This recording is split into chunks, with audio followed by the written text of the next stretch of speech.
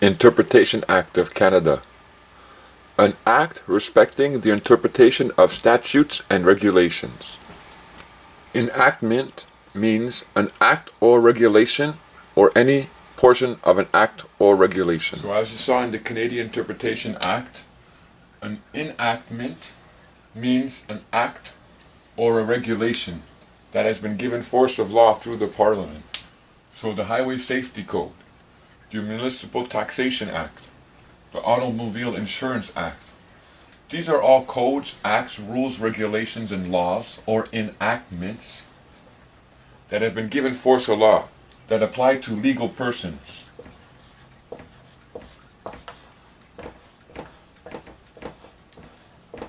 All these codes.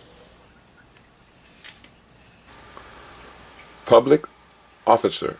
Public officer includes any person in the federal public administration who is authorized by or under an enactment to do or enforce the doing of an act or thing, or to exercise a power on whom a duty is imposed by or under an enactment. So, one more time, public officer includes, look at the word, includes with an S, any person who is authorized by or under an enactment to do or enforce. So, according to the Canadian Interpretation Act, when you check out interpretation section, it says public officer, and it says a public officer includes. Now notice the terminology they're using here. It's an inclusive term. So whatever they're about to state and describe, that's what a public officer is. So it says a public officer includes any person. Any person. So they're saying that any legal person is considered a public officer. Now it says who is under an enactment. Under, meaning that you have to follow it. An obligation to do the act on who a duty is imposed. Imposed. So a public officer is any legal person who is forced to follow an enactment and who the duty of that enactment is imposed upon their legal person. So your legal person and my legal person would be considered a public officer. And that is how they're applying the rules of the acts and the regulations to us men and women, by declaring us to be legal persons in the form of public officers and then imposing the acts and the regulations upon us by saying it's our duty. But truly, we are not public officers. And we have no obligation to follow this law, these acts and regulations. So public officers are public servants. It's just another way of saying it. A mayor, a local city councilman, a policeman, a fireman, these are considered public officers. So if you are a public servant, then you have to follow the acts and the regulations. You have no choice. But we are not public officers. Most of us watching this video, and myself included, we are not public officers. We are men and women who have had legal persons attached to us. So there's no obligation to follow this code. So according to the Interpretation Act of Canada, the only one who is obligated to the acts and the regulations are public officers. Those are the only ones who have to obey those rules and regulations. Now public officers are considered legal persons. That's what they rendered them in law. And according to the Quebec Civil Code, are human beings. Article 1 in Quebec Civil Code, we possess a legal person. Therefore, we've been rendered through the legal person public officers. So when the police stop you and try to enforce the Highway Safety Code or any type of other code upon you or any type of act or regulation upon you, they're doing it by declaring that you are a public officer, a legal person. And as such, you have a duty to follow these rules and regulations. So, the police pull you over and they try to apply against you the acts and the regulations. What they are acting upon is they're claiming you are a public officer. That's what they're claiming by pulling you over. And remember, Article 794 of the Criminal Code in Lawful Excuse video part 3, it says that he has no obligation to inform you that you are not a public officer. That if you don't invoke that right, that lawful excuse, by informing them that you are not subject to these acts because you are not a public officer, that he'll continue to issue the ticket.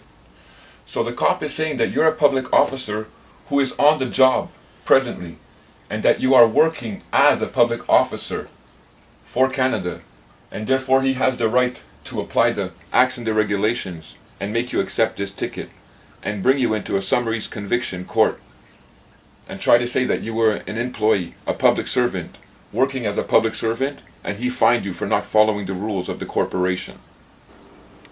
So the cop, he wants to issue a ticket to the legal person who they are claiming is a public servant that must obey their acts and regulations. However, if you produce your lawful excuse and show them that you are not a public servant and that you are not a legal person, so they'll have no right to issue you a ticket because you don't have to obey what applies to public servants. And Criminal Code of Canada, Article 794, if you've watched my other video, says you get an excuse, a reason, an exemption why the acts don't apply to you, because you're not a public servant. And you have to inform them of this fact. I'm not a public servant. I'm not a legal person. Therefore, your codes, your enactments, your acts, your regulations, they don't apply to me. And I can't be charged. Now you're under the obligation. It's your obligation